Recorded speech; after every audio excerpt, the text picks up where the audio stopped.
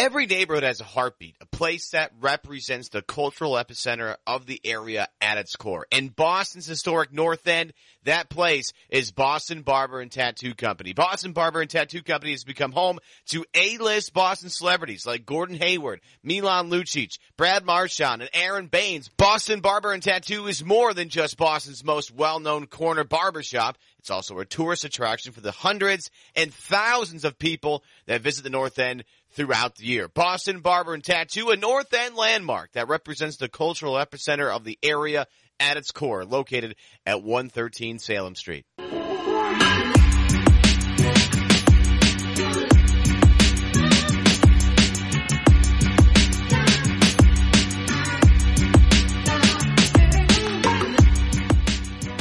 I'm Jeff Goodman, and this is the Good and Plenty podcast on the CLNS Media Network. Today's episode brought to you by Keeps.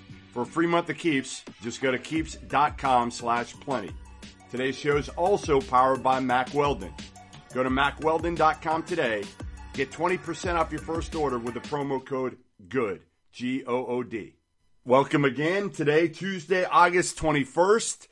NBA basketball should be here before you know it. We got to get through August and the beginning of September. Remember, subscribe, iTunes, Stitcher. You can find us on CLNS Media. I'm on Twitter at Goodman Hoops. And today's guest, I think you'll find an entertaining one. I've known him a long time, since college. He's a guy most people didn't even think would get to the NBA. And he has been an integral part of the turnaround of the Philadelphia 76ers. And that is TJ McConnell. Back in the Arizona days when he helped take the Wildcats to 2 straight Elite Eights and lost to Wisconsin both times. I want to know, first of all, how much do you hate Frank Kaminsky, Sam Decker, all those guys? Well, first off, thanks for having me. Secondly, after they knocked us out of the tournament my junior year and seemingly ended my college career my senior year, I didn't think I'd ever speak to him again. But, I got a chance to, talk to him while being in the NBA, and they're actually 2 really good guys.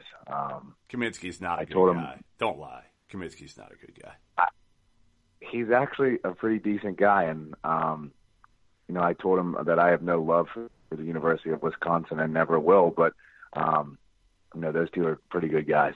No, they are. They are. So, a late congrats, and you got married about a year ago to your high school sweetheart, and then had your honeymoon this summer because I guess you couldn't fit it in a year ago after the wedding. So, how was it? You went to Italy? Where'd you go? Yeah, so last year we got married on September 9th, and kind of just wanted to do a 2-week thing, but at that point, season was starting, so we decided to go this July, and took Valerie's twin sister and her fiance, who happens to be one of my best friends, and we went to Florence, Tuscany, Venice, Rome, and Positano, which is in the Amalfi Coast. It was honestly a dream trip. I could keep going on and on for days. How good the pasta was, the wine. It was truly incredible.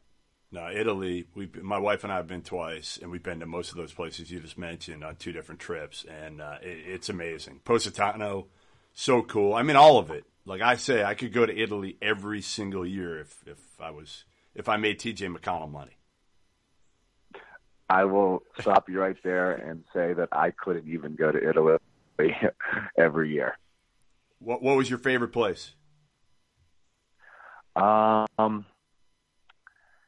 It was hard because, the views in Positano were incredible, and everywhere.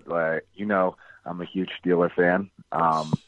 There happened to be a really popular Steeler bar out there that we were able to go to. Didn't sell icy lights, so it didn't make it full Pittsburgh, but it was still a great time.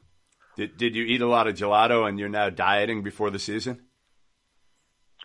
No, I kind of said, I had gelato once or twice, but I kind of said I was going to bite the bullet on like dieting with the pasta. You know, I really enjoy pasta, but I really don't ever get to eat it.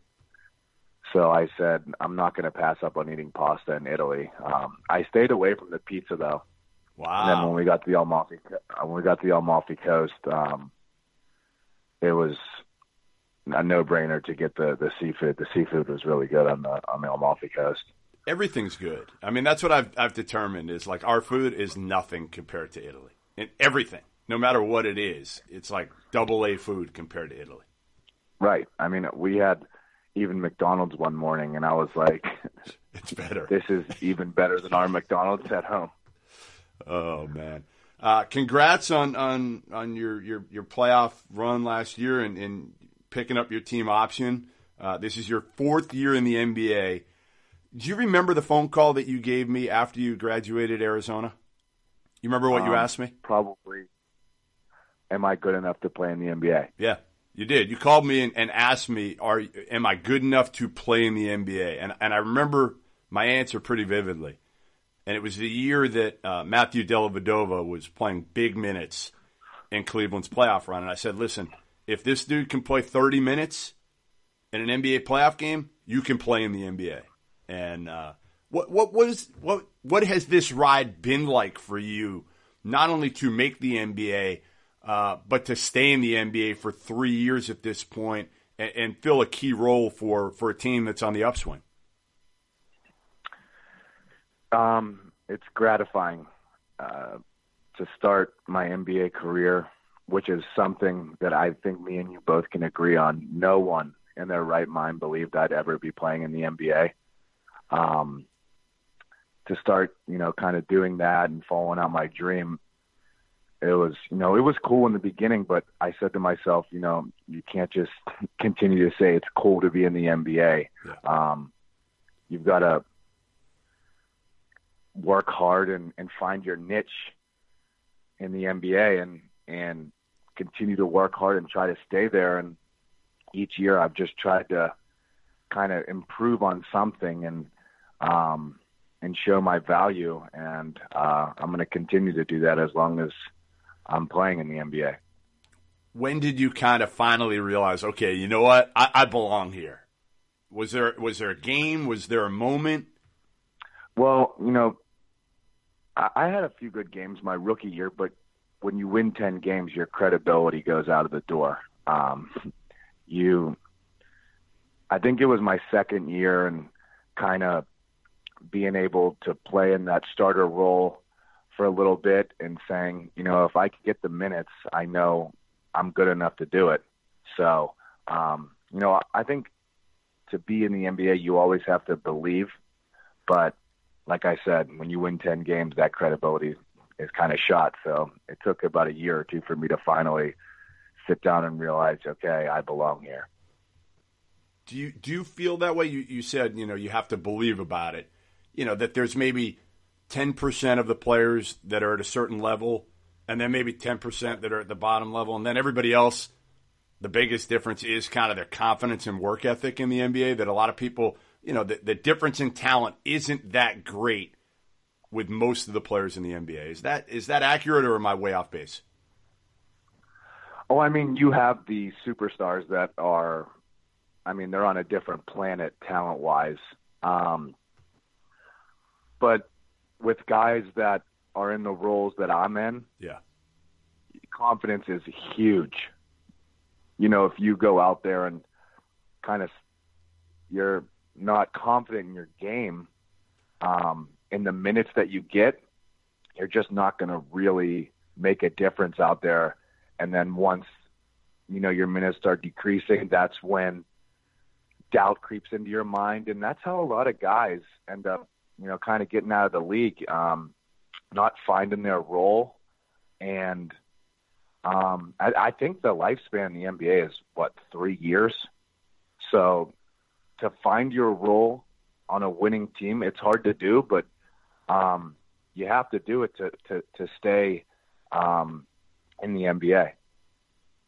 In just 3 years, like the locker room, the culture with the Sixers has changed so much. right? I mean, from when you got there to where you are now, it's probably ridiculous. Give me maybe an example or just kind of how that's been to watch and be a part of how it's flipped. I mean, I think it. You got to attribute it to Brett, man. Coach Brown he's established a culture. You know, when he first got there, he knew his coaching record was never going to recover from what we were trying to do in the beginning. He saw like the bigger picture and sold every player and coach and people in the front office about the bigger picture. And to go from where he was my rookie year, winning 10 games, to 28 the next year, pretty big jump if you ask me. And then after that, winning 50-some games, the culture that he's established is truly incredible. So you've been coached by, I believe, were you coached by your dad in high school? Yeah, coached by my dad in high school, 2 years at Duquesne for Ron Everhart, and 2 years at Arizona for Sean Miller. So how does Miller compare to all your other coaches? Like kind of give me a quick synopsis of those guys and what you were able to take from each, what the most important thing was you took along the way. I think my dad, first off, installed a work ethic in me that I owe him everything. You know, he kind of taught me everything that I know and like I said, instilled that work ethic in me to kind of just outwork everyone every day. And, you know, I kind of took that to Duquesne, and Ron Everhart helped me out tremendously. He took a chance on me, offered me a scholarship when I was probably like, were you like a 1-star? Yeah. Were you like a 1-star recruit? You know how they have five stars? I don't think I even had a star, to be honest with you. So I owe him a lot. I mean, he was a great coach to me and a great person to me. I kind of just wanted to play at a higher level, and I'm forever grateful that Sean Miller ended up giving me that call and giving me that chance.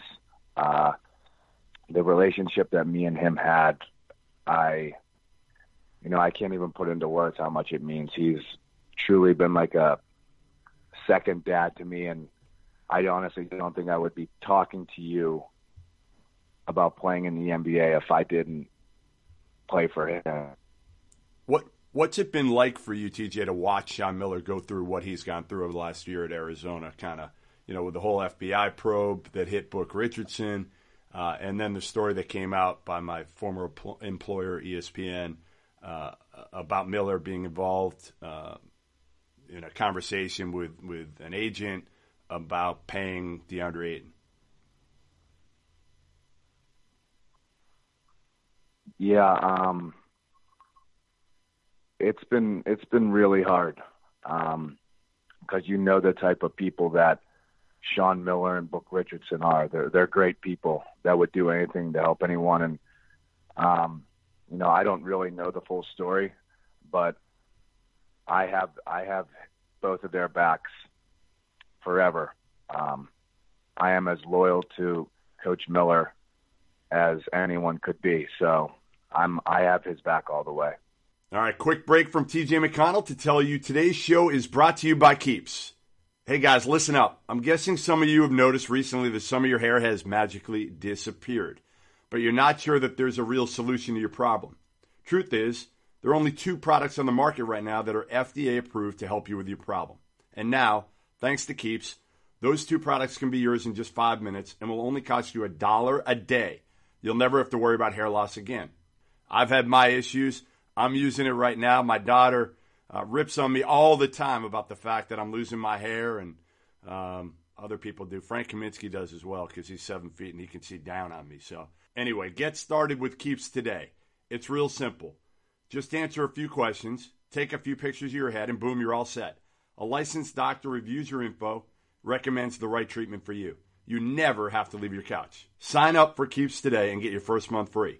All you have to do is go to keeps.com/plenty. That's KEEPS keeps.com/plenty for a free month of treatment. Keeps. Hair today, hair tomorrow. So on to something less serious, your hair. I want to. How the hell do you play? You're in the playoffs last year, and half the time you're on the court, your hair is in front of your eyes, and you're moving your hair, and I'm like, what's going on here? I mean, are you going to get a haircut? Like, are you going to do this again? Well, first off, my wife wanted me to grow it out. She was tired of the buzz cut. So, my but second year, it may cost you a job. Like what's more, I guess, yeah, wife, job, you got to balance the two there. But don't you have to tell her, like, listen, honey, like, I got to be able to see to make a shot. Yeah, I mean, my second year, I used like this paste and with some hairspray, but hairspray ended up being a pain. Just kind of like, I would start like breaking out because of the hairspray, and it would get in my eyes, and I was like, this just isn't worth it anymore. So I said no, none of that last year, and it just kept, my hair ended up getting in my eyes. So in the playoffs, I cut it pretty short. So, but I was still able to, style it for her, and when we were doing a nice dinner. So I think that's what I'm going to do, just cut it pretty short where it doesn't even get into my eyes. Kind of got to find a happy medium with that. My producer, who's on right now, Evan Valenti, has a really good suggestion for you. All right, Evan, go ahead. What's your suggestion for TJ? I don't even remember this, to be frankly honest with you. I for his hair. Yeah, you said that he should go the Kelly Olynyk headband route, didn't you? Oh yeah, you got to headband it up, bro. I mean, that's the way. I mean, look, as a guy that also has long hair, you got to headband it up just to keep. Because I don't play basketball at a professional level, but I do run a little bit, and like I run, I'm training for a race. I ran 6 miles the other day, and like halfway through, I had all this like not only sweat in my face and my eyes, but like my hair is dangling in front of my face. So I got to keep pushing it back, and then it gets more sweat in my eyes, and my eyes burn. I think it cost me like 10 minutes of my time. I'm gonna stick with 10 minutes, but it was probably less than that. I appreciate that, but and this is nothing against Kelly Olynyk. He's a great guy. You will better never watch it, catch TJ. me with a headband. You will never catch me with a headband on as long as I'm playing basketball. All right, well, there you have it. There'll be no new look this year that includes the headband for TJ McConnell. He'll you got to find that happy medium, though, right? You got to find that happy medium to make, happy wife and also, getting a year 5 in the NBA. That's going to be, kind of critical to your standard of living that you've set with your wife, who I know you've known since you guys were kids. So, if you want to go to Italy again, tell her that. If she wants to go to Italy again, you might have to cut it a little bit shorter this year. I'm going to. Don't you worry about that. So what was it like playing in the series last year, the Celtics series? Because it was up and down for you. I mean, I remember sitting watching Game 2, and Ben Simmons was struggling. It was clear to a lot of people that you had played really well in Game 2, that you probably should have been in the game, crunch time, but you weren't.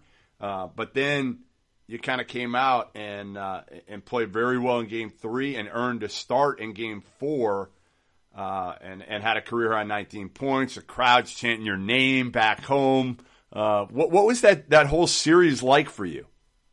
Yeah, like you said, it was up and down, but this, being from Boston, and I've been in Philly long enough.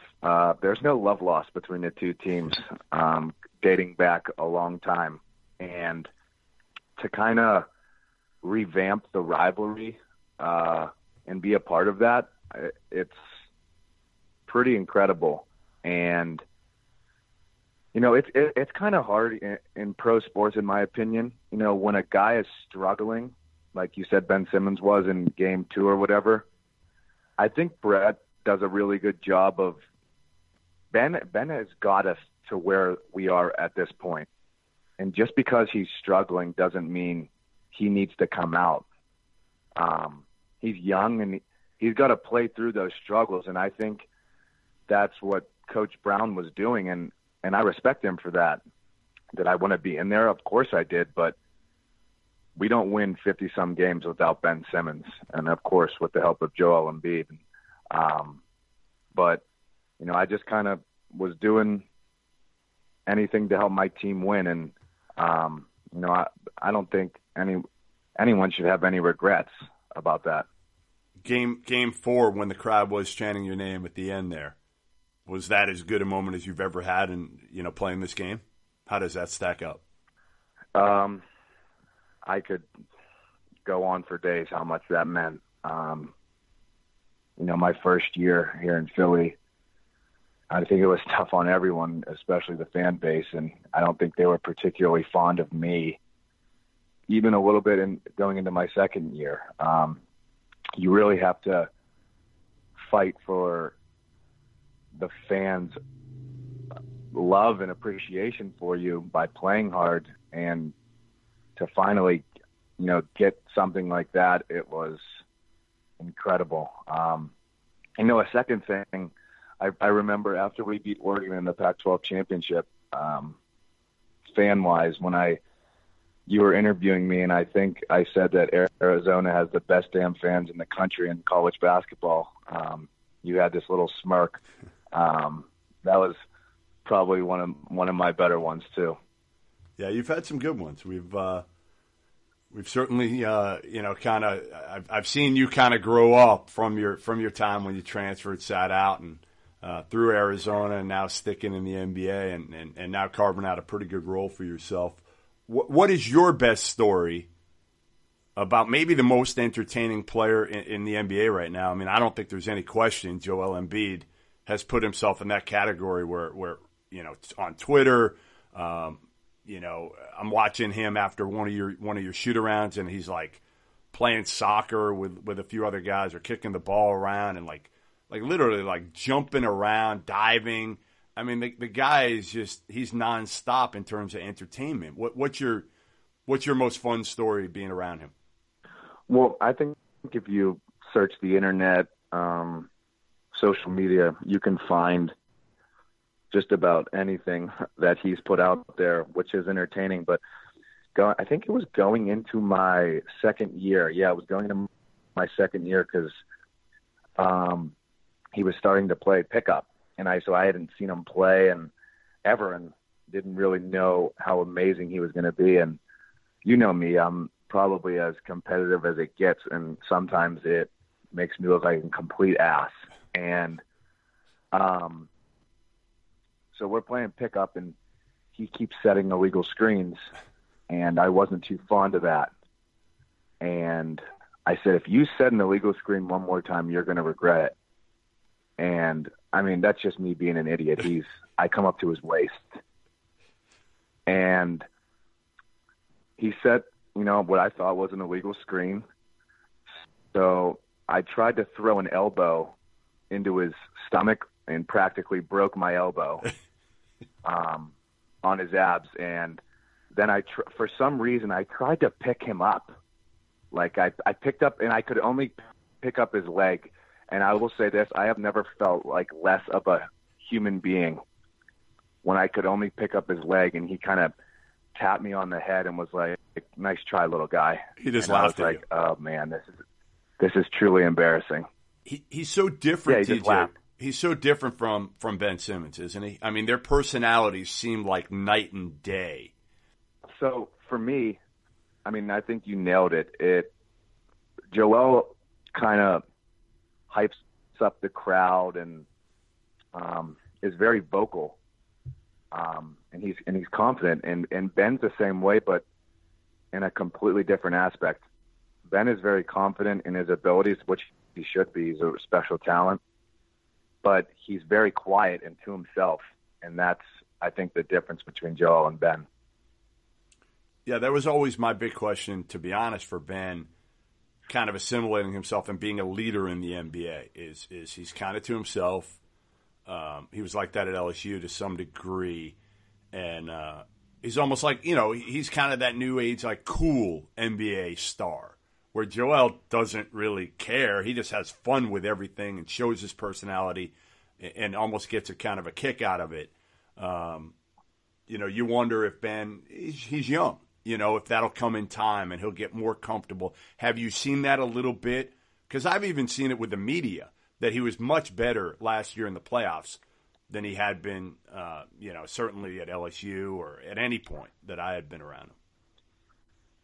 Yeah, so like behind the scenes, what a lot of people don't see is Ben is a leader when around the team. In timeouts, he's telling us what he sees, how we can, kind of play better or get people going. He's not necessarily like hyping up the crowd or like jumping up and down and being Mr. Rah-Rah guy, but he's more focused on how he can get himself and others going in the game, and is always being cerebral about that. And, he's already special, but he's going to be even more special down the line. Today's show brought to you by Mack Weldon. Mack Weldon is a premium men's essential brand that believes in smart design and elegant fabrics. They were sick and tired walking into department stores and trying to buy socks, underwear, undershirts, and not getting consistent results. So they started their own company. Mack Weldon products will be the most comfortable you try on. They believe that so much that if you order your first pair of underwear and don't like it, Mack Weldon will refund your money, but you can keep the underwear. They believe in smart design, premium fabrics, and simple shopping. Honestly, I hadn't really heard of Mack Weldon until recently. I ordered a bunch of stuff, boxers, shorts, a little bit of everything, and really that's all I've been wearing lately. So they're comfortable. I love them. I'm going to keep ordering them, and not just because I got a good deal on them, but because I really like them. Mack Weldon's better than what you're wearing right now. So what are you waiting for? Log on to MackWeldon.com today. Use my promo code GOOD, G-O-O-D, for 20% off your first order. Again, that's 20% off your first order on MackWeldon.com by just entering my promo code GOOD.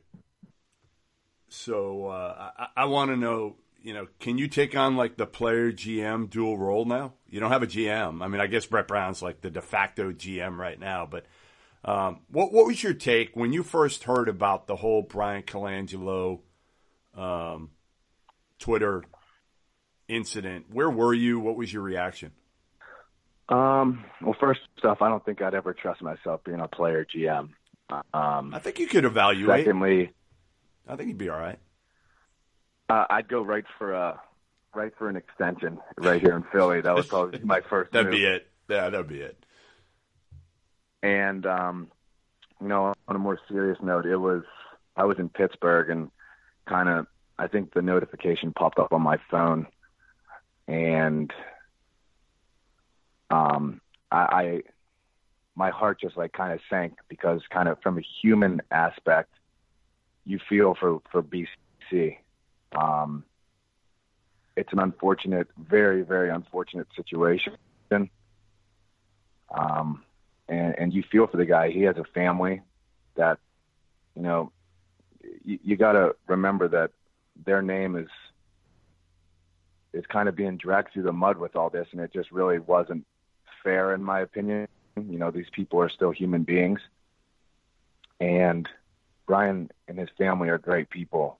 So you feel for him, and he didn't have to keep me here in Philly when he became the GM.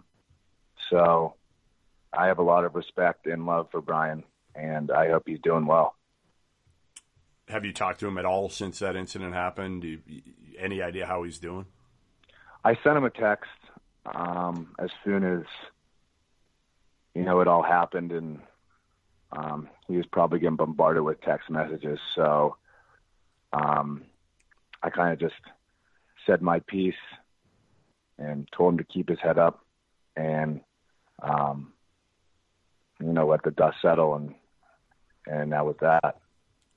So it's funny, when all that happened, I'm sitting next to my wife, and she kind of hears about it, and I think that at that point there was speculation that it was his wife who set up the accounts. And my wife looks at me and she says, I've thought about doing that a bunch of times, from all the fans that go after me and fighting back at him. So, for I think those people who think, oh, there's no way it could have been his wife, and, it was him and all that. The one thing I will say is, again, from firsthand experience of somebody that gets hammered a good amount on Twitter, my wife legitimately thought about setting up a Twitter account and going after some of these fans. I won't name what fan base, but you can just guess. There are a couple. Actually, most of them. Listen, fans at Arizona hate me, which is... I didn't particularly like you when I was in college. I'm sure you didn't, because I think I spoke the truth about you at that point. Although you rebounded pretty well. You rebounded pretty well. I'm just kidding. Do you still hold it against me that I said that the Sixers should take Chris Dunn? Yeah, I do. I really do. It was because it was a day after draft night, and you just couldn't help yourself. No, I rarely can.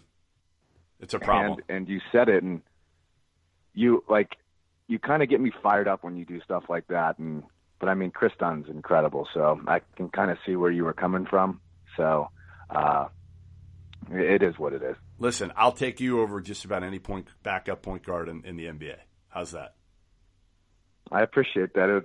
It's honestly, I can have a sigh of relief to hear you finally give me to be on my side once in a while. No, I said you can make it in the NBA too, and I meant that. I did. I ment that.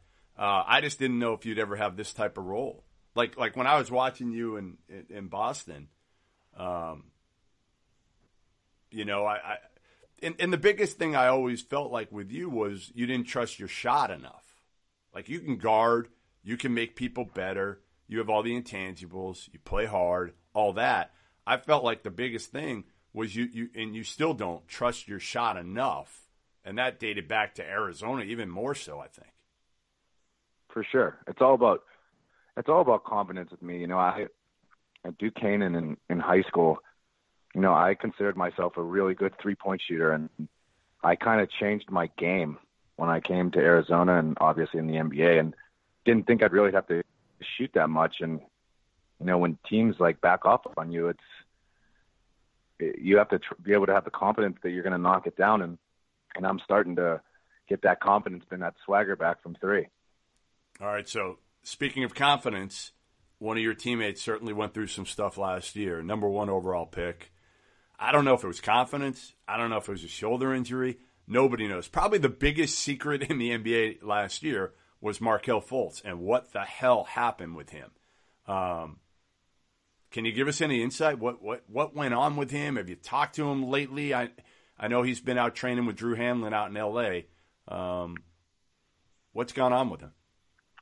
Honestly, we didn't, as a team and to a man, I don't think people have any idea what Markelle's gone through, and the fact that he came into work every day with a smile on his face and as good as a person he is.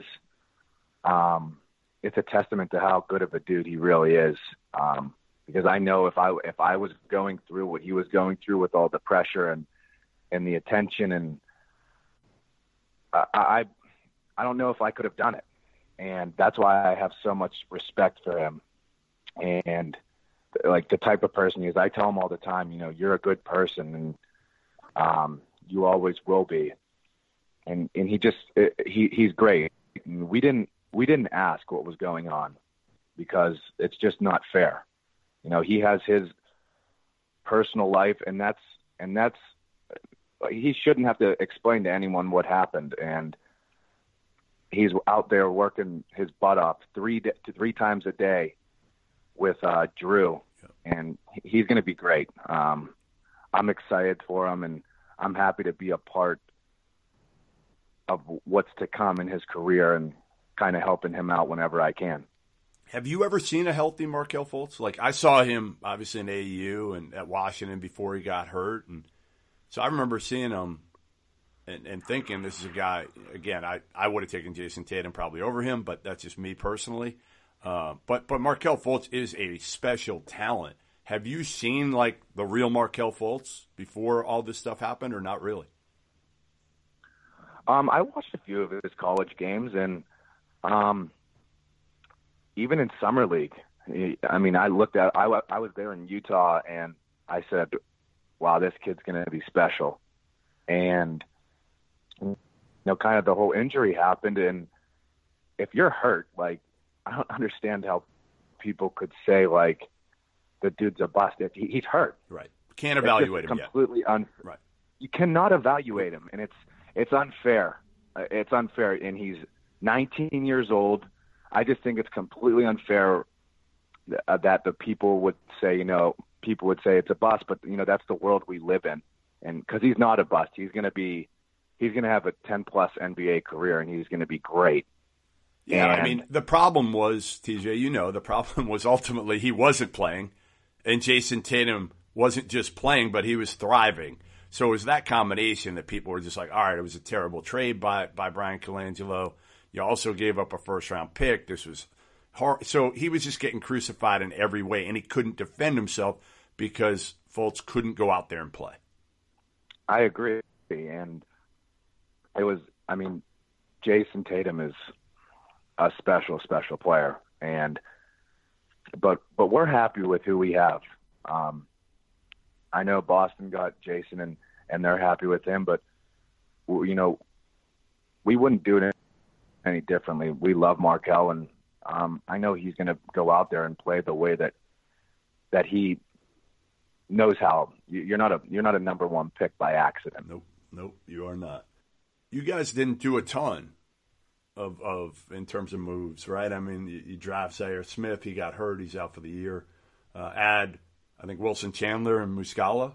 Those are the big ones. Yeah. Yep. So go ahead. It was. I'm not the GM or anything, so we won 52 games with essentially the same people.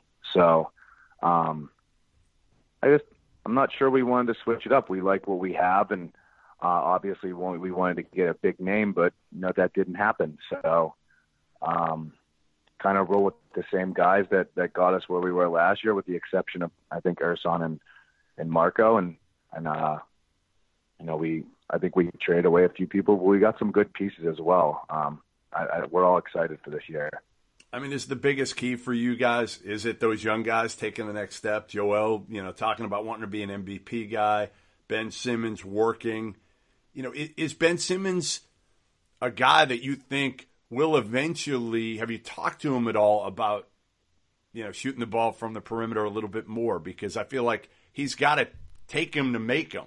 And I feel like sometimes he just gives up and doesn't even try to take. Never does. I don't think that anyone should put pressure on him to saying he has to shoot that, because he's virtually unstoppable without having to shoot that. But think of how great he'd be if he could make it, TJ. What a different level. I agree. If he knocked down the mid-range, which he started to do, by the way, yep, at a consistent level, the sky's the limit. And does he shoot them in practice? Does he shoot threes in practice, or not really? Never. No. He works on them. He works on them a lot after practice and stuff, and he continues to work on it. Like I said, the sky's the limit. Yeah, there's no doubt. Listen, this kid's got all the skills. I just figured, the one piece that's not there, and just so many guys would shoot it in games because they would hear the chatter of people saying you can't, and they would try to prove them wrong. They would shoot it. Ben Simmons doesn't even get into that, which that's the part that, on one hand, is really impressive. On the other hand, is like, all right, Ben, you got to, at some point, you got to start shooting them. And even if you go, 0 for your first 10, don't give up, keep shooting it, because that's going to be the piece to your game where if you add that, you're unguardable. Which I already think he pretty much is. How much, I don't even know how many he averaged last year, but he post up, like hook shot. Yeah. He's truly a special player. All right. Well, listen, I know you got things to do. You're still recovering from Nick Stauskas' going away party last night. Yeah. Honestly, he's been an unbelievable friend. Was there for me during my rookie year when I didn't know if I would, make the team, and make it past the cut date in January since I'm a non-guaranteed guy. And he's just been a really, really great friend. And, going to be sad, he's going to the West Coast, but I know he's going to be great. And I'm not really recovering. I had a couple glasses of wine, which for you, you'd probably still be in bed. But hey, that's all I'll say. Listen, I'm just still recovering from my knee injury, so I can maybe give you a one-on-one game next year when you come into Boston or something. We'll do PF Chang's again with your $1.6 million salary.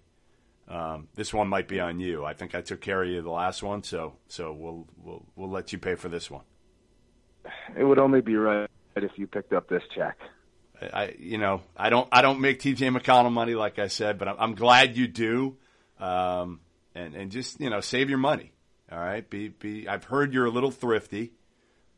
Buy your, Oh my gosh. Here we go. I just hope you got your wife something good. Well, you took her to Italy. I guess that was good enough for your anniversary. Yeah. I mean, I try to spoil her, but at the same time, we do got to save. I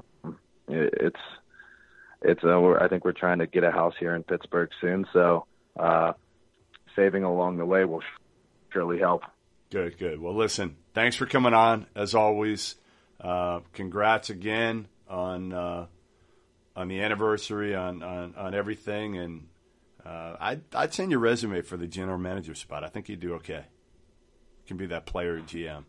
I think you're about the only one that thinks that, but I appreciate it. All right. Take care, man. All right, man. Thanks.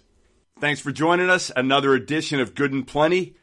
Thanks to TJ McConnell, Philadelphia 76ers guard, who is always entertaining on and off the court. To our two sponsors, Keeps, Mac Weldon. To my producer, Evan Valenti. Don't forget to subscribe, obviously. Give us your feedback. iTunes, Stitcher, CLNS Media. You can find me at Goodman Hoops on Twitter, and come back every week. And next Tuesday, we'll have another good guest for you.